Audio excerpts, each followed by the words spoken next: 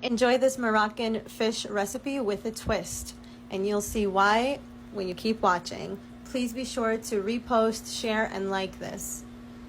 So I start with garlic, onion, and red pepper. I typically like to make this very spicy, but this time I made it mild by adding red pepper paste with a mixture of water, some amba, which is the twist.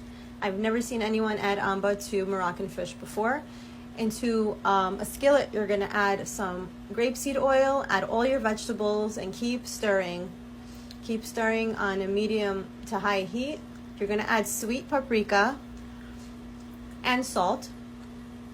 And if you want it extremely spicy, you can add chili, you can add jalapenos, you can add whatever your heart desires. I skipped that. I did use salmon for this recipe. Here you see I'm adding the red pepper paste, give it a nice mix.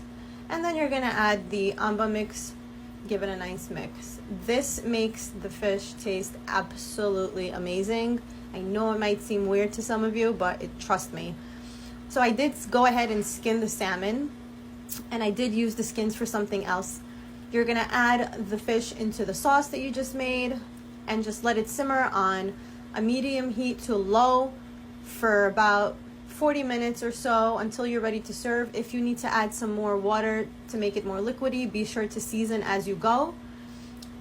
I added some little pickled jalapenos, and I garnished it with cilantro and let it simmer on a very low heat until I was ready to serve. And your Moroccan fish is ready. None was left, it was all gone.